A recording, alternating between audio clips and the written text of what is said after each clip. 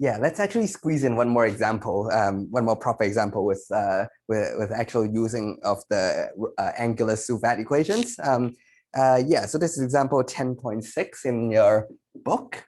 Okay, and it says this is a centrifuge. So if you played with those before, spinning test tubes basically to make any denser material go to the end and less dense material on top. And let's say it has a it is spinning from rest, okay,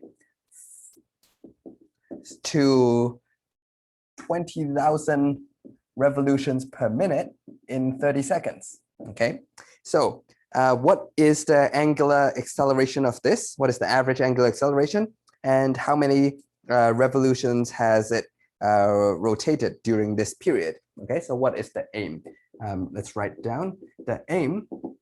What it is calculating the average angular acceleration and how much angle has it rotated?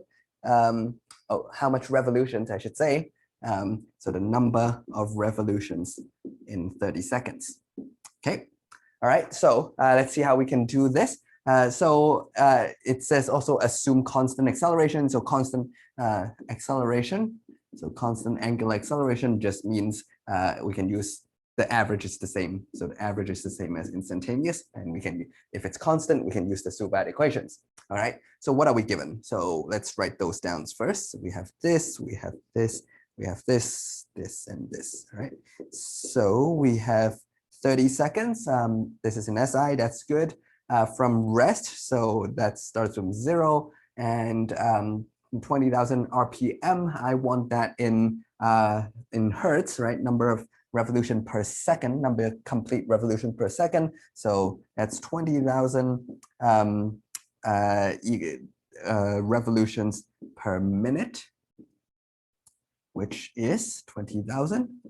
I will use my way of converting. 1 minute is 60 seconds, right? So it's just 20,000 divided by 60 and you get revolutions per second. And let me just pop. So let me just pop that in here and see what we get. Okay, I think I got 333. Yeah, so 333 hertz essentially. Okay, so that is my final velocity. Sorry, no, that's the frequency. So I still need the angular velocity, right? So if it is, yeah, so we can just use this to figure out what the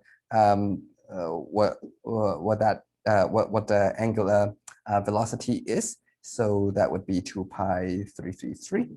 Okay, and again, I will just pop this in and see what the number is. And that's around 2091. So we'll go with that. So 2091 over there. And our aim is to find the angular acceleration. Okay, so we don't care about this in a second. For the moment, but in a second we may. Okay, good. So what we will do is use the equation with no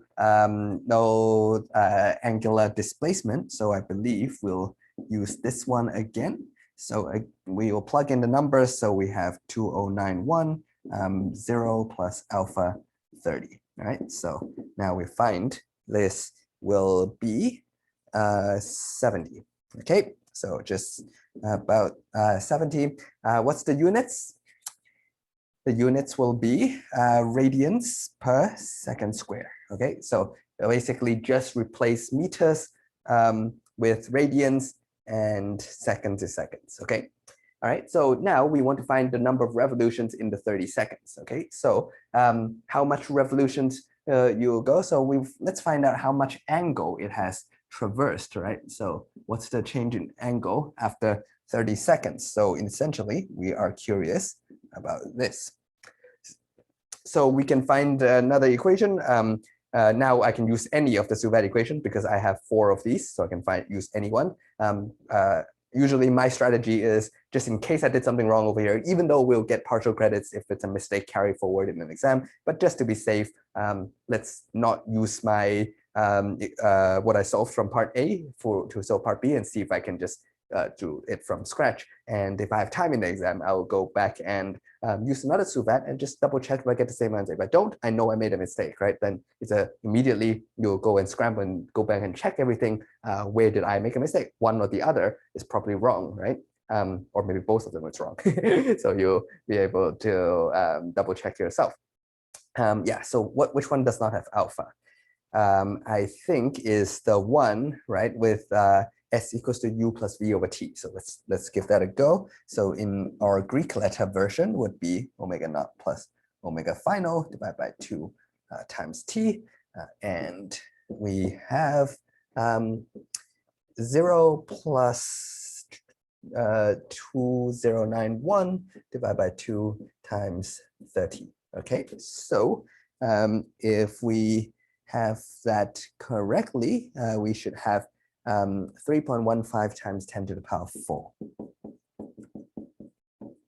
Okay. What's the units? Well, what's on this side? This is the change in angle, right? What's the base SI units for angles is not degrees, radians, right? Okay, is that the final answer? Almost. It's asked for how many revolutions, right? But it had went through that much radians, okay? I need to give it in terms of revolutions. So there's a couple of ways you can do it. Just you either use your common sense. One revolution is how many radians? 2 pi, right? So if that many radians, this is like 31,000 radians. So just divide that by 2 pi and you get how many revolutions. Or you can do that more rigorously, or you can do both just to confirm that your common sense or your thinking is correct, right? So you can say 1 revolution is 2 pi radians, right? So I want to replace radians with revolutions. So how do I do it? Well, 1 radian is divide 2 pi, 1 over 2 pi revolution. Okay, so it's 3.15 times 10 to the power of 1 over 2 pi revolutions, right? That's basically saying 1 radians is 1 2 pi of a radiation, right? Of a revolution. Revolution. So yeah, so that confirms my thinking. It's just that much radians divide by 2 pi, right? So again, if we set up everything correctly, it should be 5 times 10 to the power 3. And the units would be revolutions, okay? So yeah, so that would be 5,000, that's roughly 5,000 revolutions. This is a very, very impressive centrifuge, okay? So you can see basically SUVAT, but in Greek.